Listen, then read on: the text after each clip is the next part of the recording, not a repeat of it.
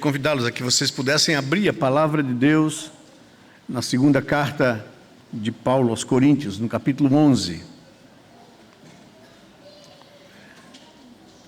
É sempre uma grande alegria poder estar juntos como povo de Deus, para cultuá-lo, para bendizê-lo, para poder colocar nossas vidas diante do Senhor, experimentar sua bondade, sua misericórdia, renovando as nossas vidas diante dele. Segunda carta de Paulo aos Coríntios, capítulo 11, versos 28 a 30.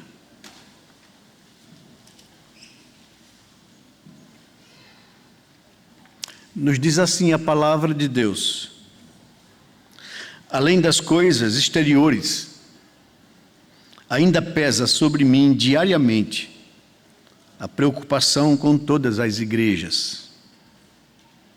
Quem enfraquece, que eu também não enfraqueça. Quem se escandaliza, que eu não fique indignado. Se tenho de me gloriar, vou me gloriar no que diz respeito à minha fraqueza. Até aí.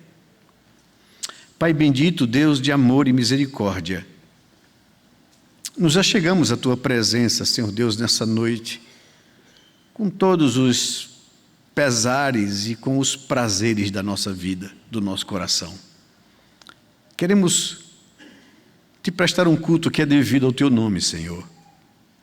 Queremos Te bendizer, queremos exaltar o Senhor, queremos buscar a Tua face, queremos ouvir a Tua voz, queremos perceber a Tua presença no nosso meio, nesse lugar, nessa noite. Para isso, Senhor Deus, nós quedamos quebrantados diante do Senhor, pois somos indignos de estar na presença de um Deus tão santo e glorioso.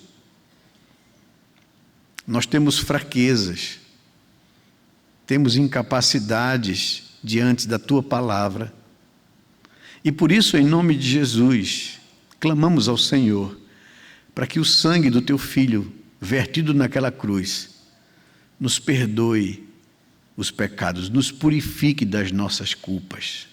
Lava o nosso coração, Senhor, e nos faz a chegar diante de Ti com alegria, na certeza que fomos perdoados por Tua graça e por Tua misericórdia. Aceita, recebe a nossa adoração, os nossos louvores. Recebe, Senhor Deus, a dedicação dos nossos dízimos e ofertas, como reconhecimento que nós dependemos do Senhor e que vem do Senhor o nosso sustento, a nossa manutenção. Nós agradecemos também por isso, porque é bondade da Tua parte. E nesse momento agora que nós abrimos a Tua palavra, ó Senhor, tenha misericórdia e fale ao nosso coração, ilumina nossa mente, passa por cima das nossas próprias incapacidades em transmiti-la e em recebê-la, Senhor. Glorifica o Teu nome no nosso meio nessa noite e fale profundamente ao nosso coração. É a nossa oração em nome de Jesus, Pai. Amém, Senhor Deus, amém. Além das coisas exteriores, ainda pesa sobre mim diariamente a preocupação com todas as igrejas. Quem enfraquece, que eu também não enfraqueça. Quem se escandaliza ou se choca, que eu também não fique indignado. Se tenho de me gloriar, vou me gloriar no que diz respeito à minha fraqueza. Palavras de Paulo. Estamos diante de um dos maiores nomes da história do cristianismo. O apóstolo Paulo foi a pessoa usada por Deus para espalhar a mensagem do Evangelho de Cristo por todo o mundo romano, gentílico, na sua época. Ele plantou igrejas em quase todas as regiões do mundo conhecido de seu tempo. Ele alcançou a Galácia, a Frígia, Bitínia, Ásia Menor, a Acaia, Macedônia, Grécia, a Itália. Estabeleceu e plantou igrejas nas ilhas de Chipre, de Creta. Ele foi um dos maiores, se não o maior, escritor sagrado na Bíblia. Dos 27 livros do Novo Testamento, 13, se não 14, foram escritos por ele. Escreveu epístolas aos Gálatas, aos Coríntios, aos Tessalonicenses, aos Efésios, aos Filipenses, aos Colossenses, aos Romanos. Escreveu e orientou pastores e líderes, como cartas a Timóteo, a Tito, a Filemon e possivelmente aos cristãos hebreus. De fato, estamos diante de um dos maiores nomes do Novo Testamento. Mas, no entanto, estamos diante de um trecho onde ele expõe um desabafo, expõe seu cansaço, expõe suas fraquezas. Paulo fala do que lhe consome a alma, o que lhe pesa diariamente, o que lhe preocupa, além das lutas externas. Ainda pesa sobre mim, diz ele, diariamente, o peso e a preocupação com a igreja de Deus espalhada pelo mundo. Essa preocupação com a igreja, constante, diária, lhe enfraquece, diz ele, lhe abate, lhe derruba, lhe coloca para baixo. É o que diz o verso 29. Quem enfraquece, que eu também não enfraqueça. Ou quem se escandaliza, que eu também não me indigne. Paulo está aqui expondo seu pesar, suas lutas, seu cansaço, suas fraquezas. Por isso eu gostaria de tratar com vocês sobre esse assunto, sobre as preocupações, sobre os sofrimentos e lutas no cuidado pastoral. Estamos diante de um homem tremendamente usado por Deus, mas humano, com suas fragilidades, com seu abatimento. E, de fato, a primeira coisa que nós vemos no texto, no desabafo do apóstolo, é que o ministério pastoral é marcado por lutas externas e internas. Ele diz isso no verso 28. Além das coisas externas, das coisas exteriores, ainda pesa as preocupações internas no meu coração. Além das atividades ministeriais, além das atividades coletivas, isso se refere aos trabalhos e atividades que envolvem a missão da igreja em proclamar o Evangelho. O pensar, alcançar o mundo, cumprir a missão que nos foi confiada por Cristo Jesus. Essas seriam as atividades externas, coletivas da igreja. Paulo e Barnabé, pastores na igreja em Antioquia, instruíram, treinaram aquela igreja para alcançar o mundo de sua época. Eles planejaram, eles oraram, eles prepararam pessoas e enviaram essas pessoas, mantiveram, sustentaram essas pessoas para que elas fossem ao mundo e pregassem o Evangelho de Cristo Jesus. Isso são as atividades externas que o apóstolo Paulo se refere. As atividades coletivas da igreja. Vemos, quando olhamos para o livro de Atos, a estratégia daquela igreja em Antioquia, de Paulo e Barnabé enquanto pastores, planejarem atingir o mundo em 4 etapas para alcançar todas as regiões do mundo de sua época. Primeira viagem missionária, Frígia e Galácia. Plantaram igrejas, passaram pela ilha de Chipre, atravessaram toda a ilha de ponta a ponta pregando o evangelho. Dali depois pegaram um barco e foram para Frígia e para Galácia. Chegaram em Antioquia da Psídia, evangelizaram e plantaram a igreja. Depois em Listra, Icônio e Derbe, plantando igrejas. Essa é a primeira viagem missionária que durou 2 anos.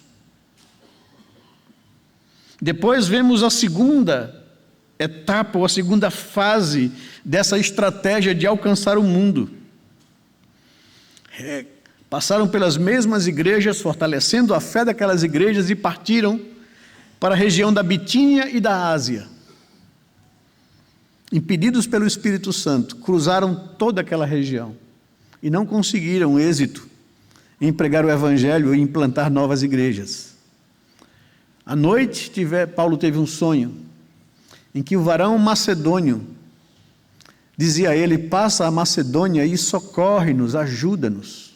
E Paulo entendeu que o Espírito Santo de Deus estava guiando-os a deixar na gaveta a segunda etapa da missão de ganhar o mundo e desengavetar a terceira etapa, que era exatamente alcançar a Macedônia e a Acaia.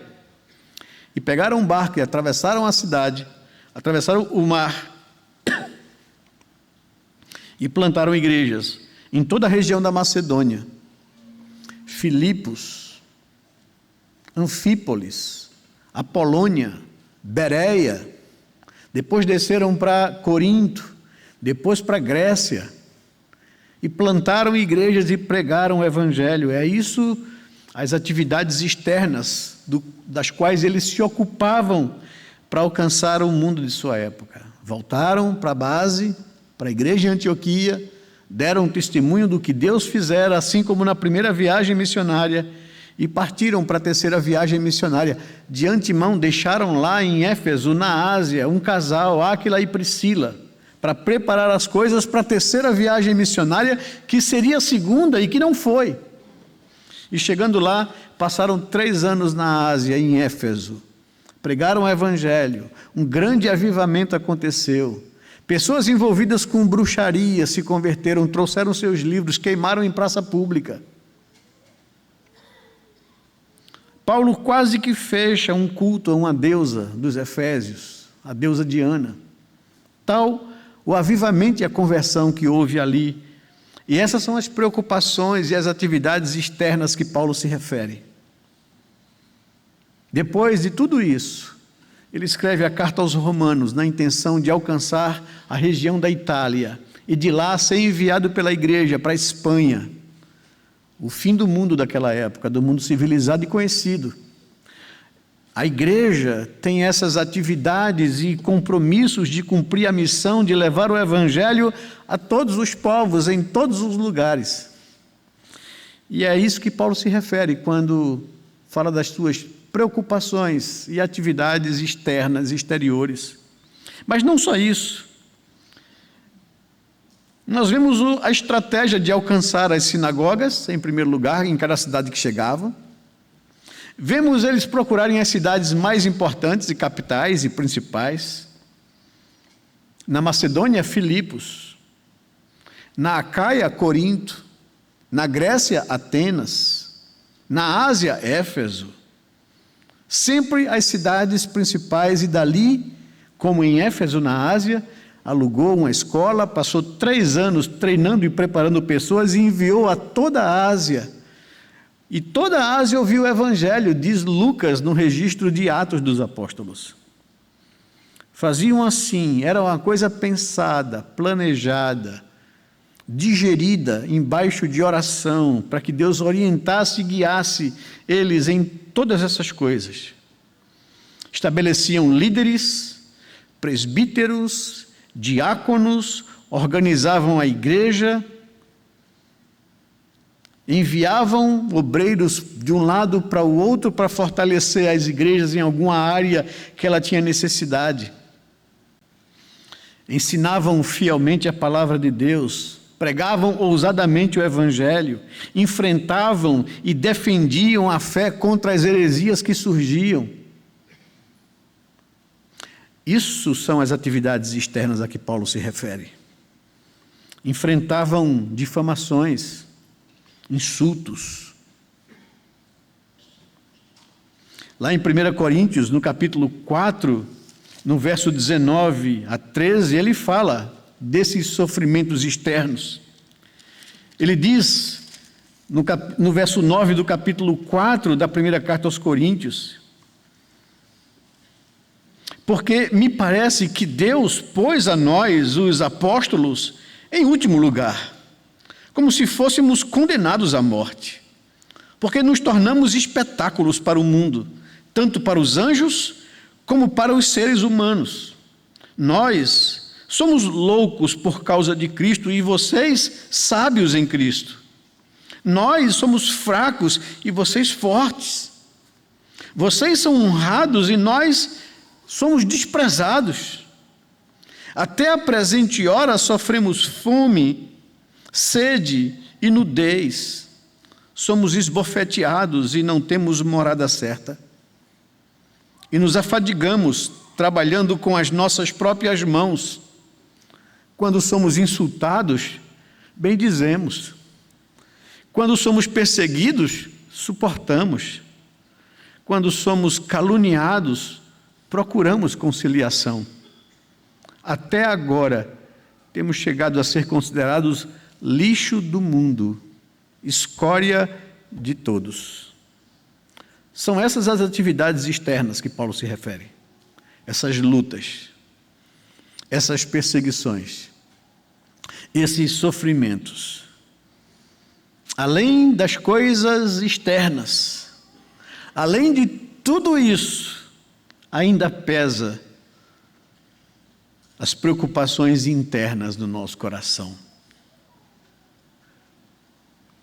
Mas para Paulo, segundo essa palavra que ele desabafa aqui, quando escreve a segunda carta aos Coríntios, para além dessas questões externas, coletivas, há o que mais pesa no pastorado: o lidar com as lutas e o sofrimento dos crentes em relação ao pecado. Em relação aos riscos de se desviarem da fé. Em relação aos conflitos relacionais, às crises pessoais, às crises familiares e relacionais e conjugais. O trato com as ovelhas, o cuidado com as suas vidas e com a sua saúde espiritual, é disso que Paulo diz que pesa mais do que os desafios externos. Isso para Paulo seria o que mais pesa, o que mais consome as suas energias no pastorado. Para ele, o que mais pesa sobre ele diariamente é a preocupação com a igreja, com o povo de Deus, com pessoas. É uma luta em sofrimento, até ver formado o caráter de Cristo no crente. Ele, escrevendo aos Gálatas, no capítulo 4, ele usa essa expressão de dores de parto, como essa dor de um pastor, até ver formado o caráter de Cristo num crente. Ele diz isso no verso 18 e verso 19, do capítulo 4 da carta aos Gálatas. Ele diz assim, verso 18: é bom ser sempre zeloso pelo bem, e não apenas quando estou com vocês, meus filhos, por quem de novo estou sofrendo as dores de parto, até que Cristo seja formado em vocês. É sobre essa dor, toda mulher que é mãe sabe do que eu estou falando. Eu lembro que no nascimento da nossa primeira filha, eu acompanhei todo o trabalho de parto e fiquei de resguardo. Sofri as dores ali junto. E eu digo, meu Deus do céu, graças te dou, porque não nasci mulher. Né? Paulo usa essa figura de sofrimento, de parir, de dar à luz, como também um trabalho espiritual de sofrimento.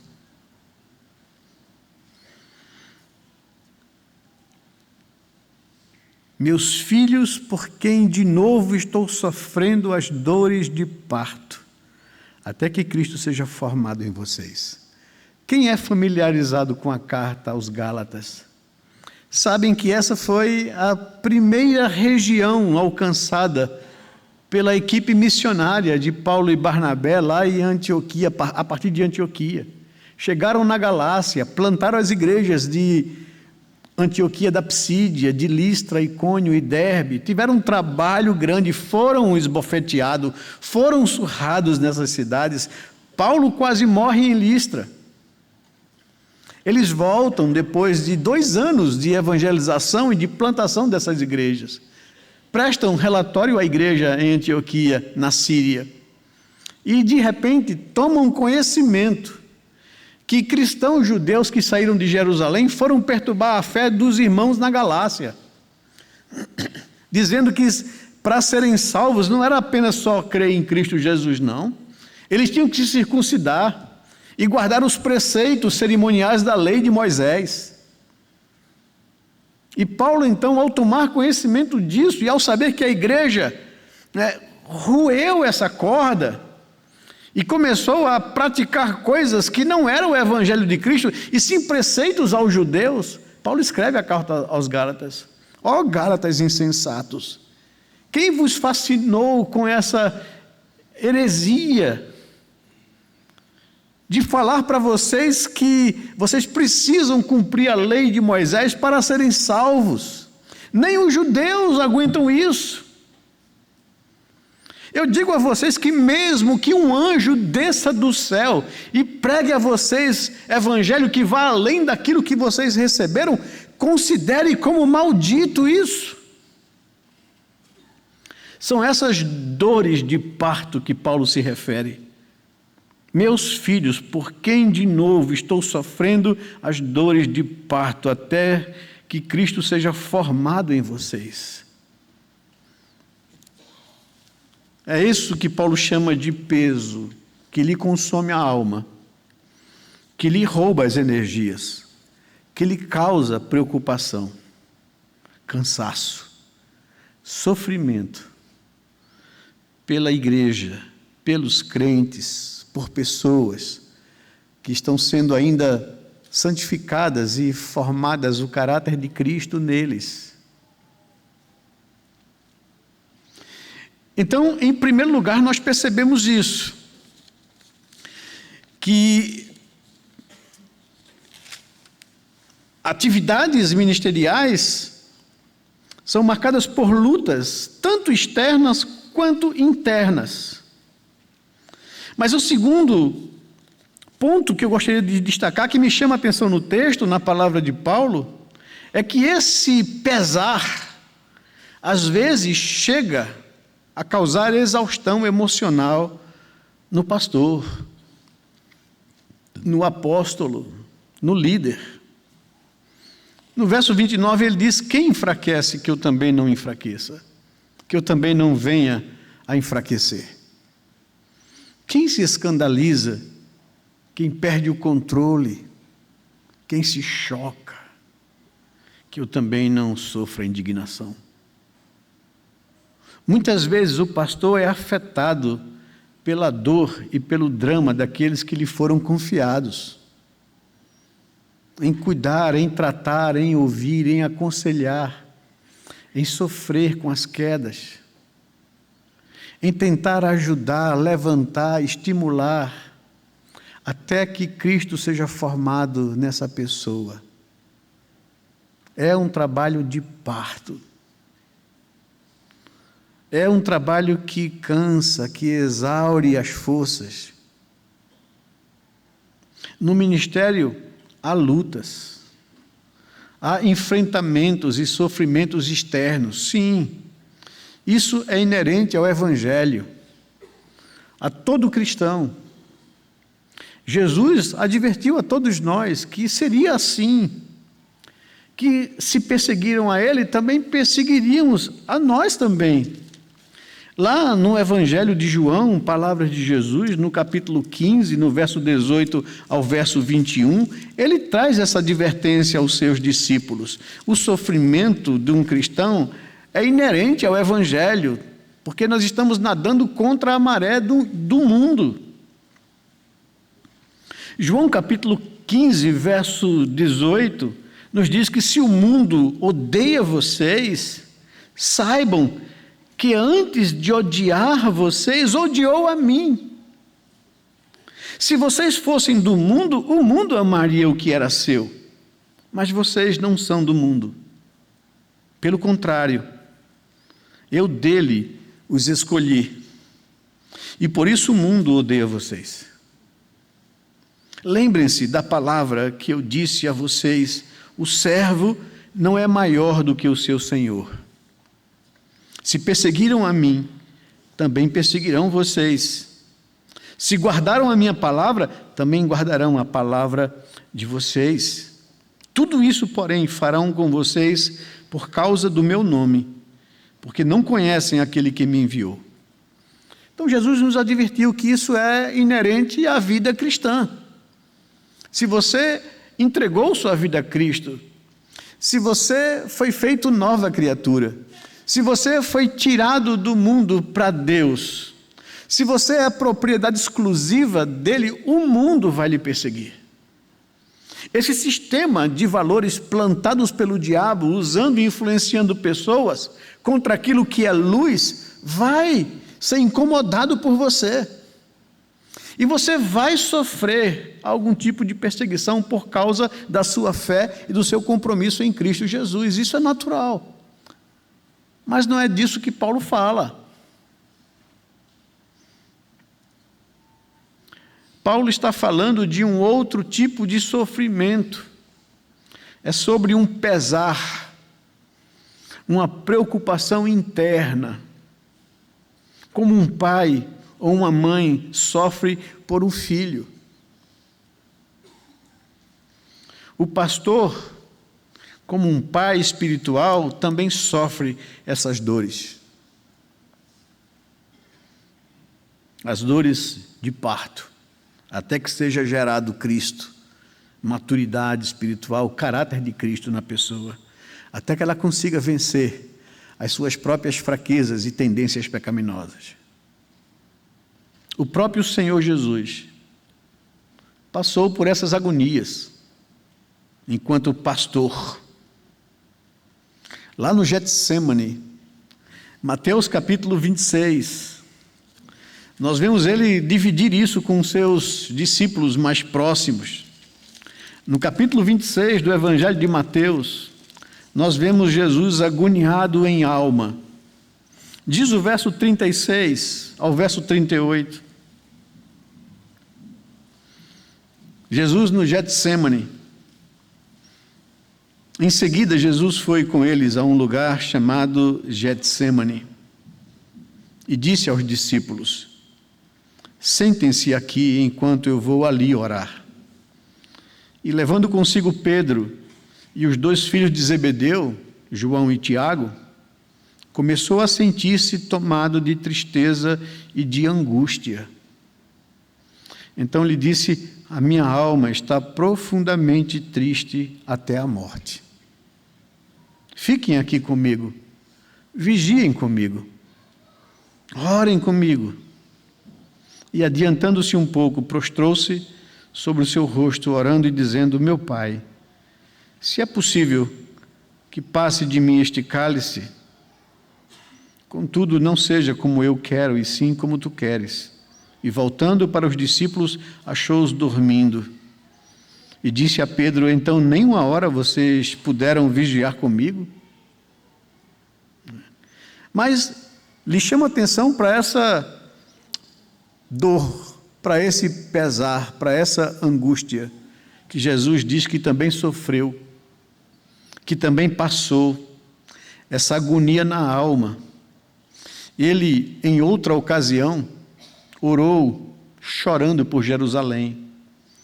Lá em Lucas, capítulo 13, verso 34, Jesus senta-se ali no Monte Sião, no Monte das Oliveiras, desculpem, olhando para o Monte Sião, onde estava o templo, onde estava construído Jerusalém, e ele chora, e ele ora, e ele diz assim no verso 34 de Lucas capítulo 13, Jerusalém, Jerusalém, você mata os profetas e apedreja os que te são enviados.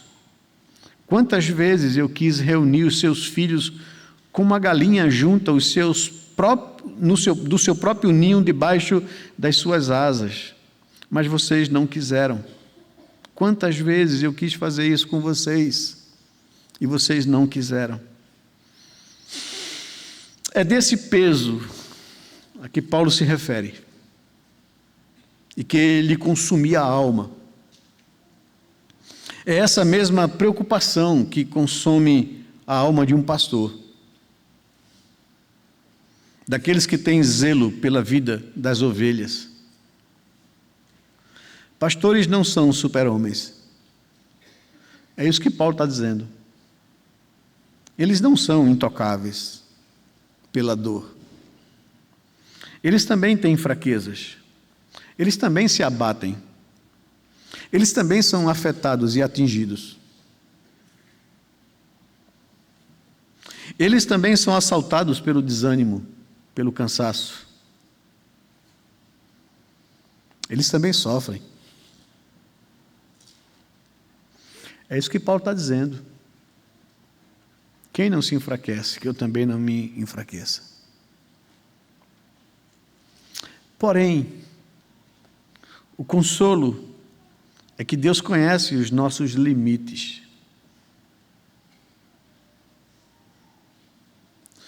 No verso 30, o apóstolo Paulo diz, depois de desabafar sua dor, seu sofrimento, seu pesar, ele diz no verso 30, se tenho de me gloriar, vou me gloriar no que diz respeito à minha fraqueza. E por que ele diz isso? Porque ele sabe que Deus é o nosso socorro e conhece as nossas dores, os nossos limites, as nossas fraquezas. Ele é o nosso socorro, o nosso refúgio, a nossa fortaleza. Por isso ele disse que tenho de que me gloriar, se tenho de que me orgulhar na NVI, vou me orgulhar das minhas fraquezas, em admitir que sou fraco, que não sou super-homem, que não aguento tudo. No momento de maior fraqueza, Paulo aprendeu a lição mais rica de sua vida pastoral. Aqui mesmo, na segunda carta aos Coríntios, no capítulo 12, no verso 9 ao verso 10, o apóstolo Paulo passou por uma experiência muito difícil e dura, de ser humilhado por um agente de Satanás que lhe esbofeteava, que lhe humilhava. Nós não sabemos o que de fato é isso que aconteceu na vida de Paulo, mas ele diz a causa disso, no verso 7, que ele havia recebido de Deus revelações que não é normal e comum compartilhar isso com os seres humanos. E para que eu não ficasse orgulhoso com a grandeza dessas revelações, foi-me posto um espinho na carne, mensageiro de Satanás para me esbofetear, a fim de que eu não me exalte, não me envaideça. 3 vezes pedi ao Senhor que o afastasse de mim. Então ele me disse, não, a minha graça é o que basta para você. Porque o meu poder, se aperfeiçoa na sua fraqueza. De boa vontade, pois, diz Paulo, mas me gloriarei nas fraquezas. É isso que ele repetiu no verso 30, lá na segunda carta aos Coríntios. mas me gloriarei nas minhas fraquezas. Se tenho para me gloriar de alguma coisa, vou me gloriar nas minhas fraquezas. Por quê? E aí ele está explicando isso. Por isso sinto prazer nas fraquezas, nos insultos, nas privações, nas perseguições, nas angústias internas da alma. Por amor de Cristo. Porque quando sou fraco, então é que sou forte. Eu sei que Deus conhece os nossos limites. Deus conhece os seus limites. Deus conhece as suas fraquezas. Deus conhece as nossas fraquezas. E Ele é socorro, refúgio, fortaleza. É aí, exatamente aí, na nossa fraqueza, na nossa debilidade, na nossa impossibilidade, que o poder de Deus se aperfeiçoa em mim e em você. Essa é a confiança de Paulo. Se eu tenho que me orgulhar de alguma coisa, será nas minhas fraquezas, em admiti-las. Porque aí o poder de Deus aperfeiçoa a minha vida. É exatamente aí que o Senhor opera. É essa consciência de Paulo. A minha graça te basta, porque o meu poder se aperfeiçoa na fraqueza. Sendo assim, me gloriarei nas minhas fraquezas.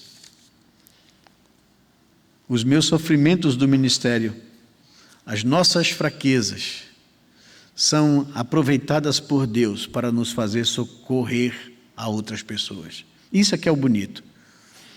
Lá na segunda carta aos Coríntios, no capítulo 1, Deus fala e Paulo se consola com isso. Por que Deus permite que a gente passe por esses momentos difíceis? Por esse pesar na alma, por essas angústias, por essas preocupações internas que nos angustiam a alma. Se você abrir lá comigo no capítulo 1 dessa segunda carta de Paulo aos Coríntios, a partir do versículo 3 até o verso 7, ele diz assim: que bendito seja o Deus e Pai de nosso Senhor Jesus Cristo, o Pai de misericórdias e Deus de toda consolação. É Ele quem nos consola em toda a nossa tribulação, para que pela consolação que nós mesmo recebemos de Deus, possamos consolar os que estiverem em qualquer espécie de tribulação. Porque assim como transbordam sobre nós os sofrimentos de Cristo, assim também por meio de Cristo transborda o nosso consolo. Se somos atribulados, é para o consolo e a salvação de vocês. Se somos consolados, é também para o consolo de vocês. Esse consolo se torna eficaz na medida em que vocês suportam com paciência os mesmos sofrimentos que nós também suportamos.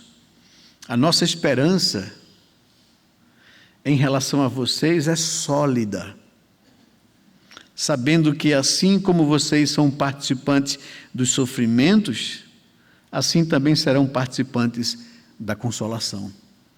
É isso que traz a Paulo conforto na angústia, consolo no sofrimento, porque eu sei que Deus permite o sofrimento para me ensinar, para me fazer consolação, para que eu possa também sentir a dor do outro quando passa por tribulação e poder então consolá-los com a mesma consolação que eu recebi do Senhor. O Senhor nos consola em nossas tribulações, para que possamos consolar os que são atribulados também. E em todas essas coisas somos mais que vencedores em Cristo Jesus. É isso que Paulo agora fala aos Romanos, lá no capítulo 8 da sua carta aos Romanos. Todas essas experiências que ele viveu com Deus, de receber de Deus consolo e conforto, ele também passa e ensina. O verso 35 de Romanos capítulo 8, até o verso 37, nos diz o seguinte: quem nos separará do amor de Cristo? Será a tribulação? Sofrimentos externos? Será a angústia? Sofrimentos de alma? Ou a perseguição? Ou a fome? Ou a nudez? Ou o perigo? Ou a espada? Como está escrito, por amor de ti somos entregues à morte continuamente.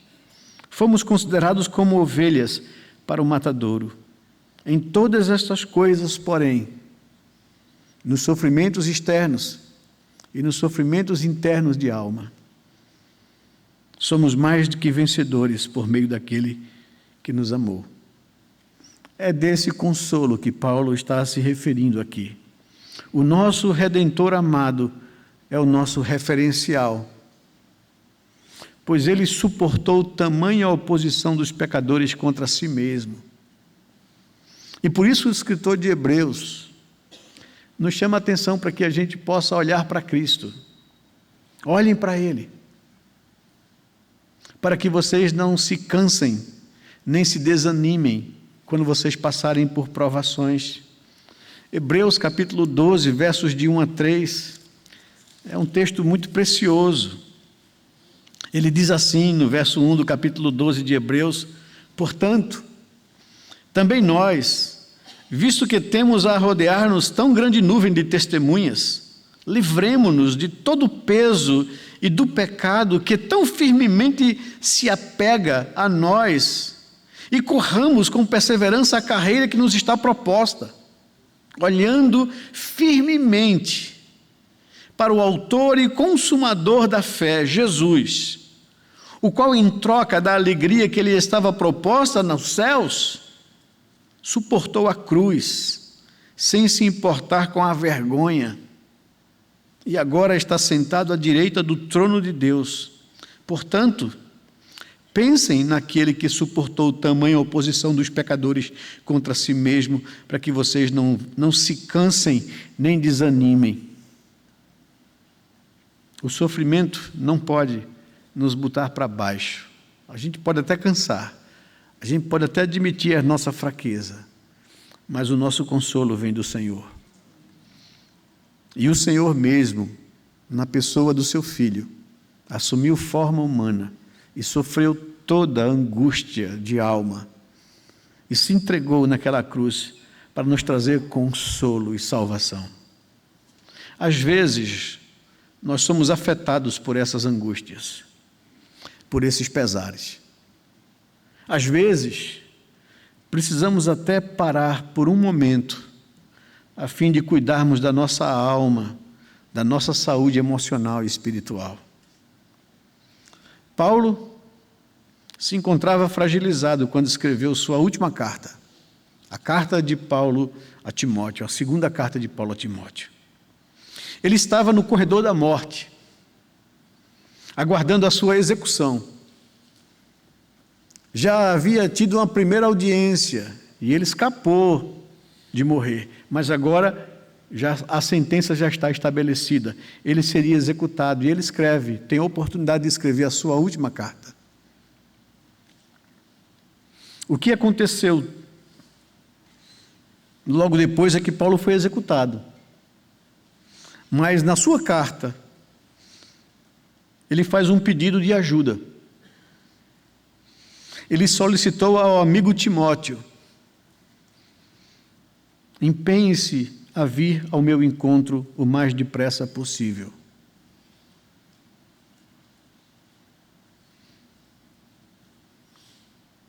Quando você vier, traga a capa que deixei em Troade, na casa de Carpo. Traga também os meus livros, especialmente os pergaminhos. Somente Lucas está comigo. Todos os demais me abandonaram. Me deixaram só. Somente Lucas ficou. Vem ter comigo depressa, Timóteo. Encontre Marcos e traga-o junto com você, porque ele é para mim muito útil. Eu fico pensando no momento de maior fragilidade do apóstolo Paulo, sabendo que ia ser executado. Ele pediu 3 coisas: um pouco de conforto.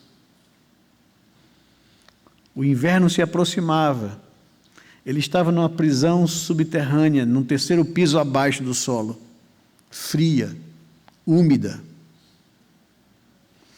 Não sei se você já teve a oportunidade de viajar lá para a Itália, para Roma, e visitar uma dessas prisões, que provavelmente foi numa dessas que o apóstolo Paulo ficou.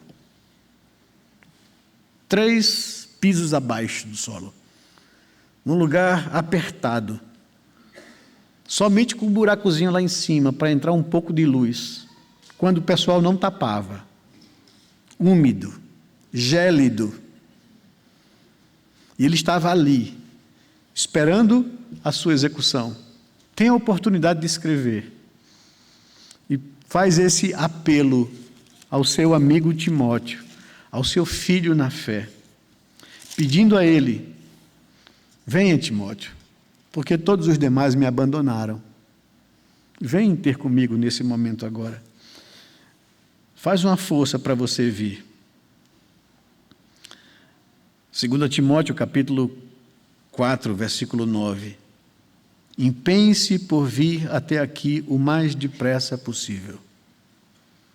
Porque Demas, tendo amado o presente século, me abandonou e se foi para Tessalônica.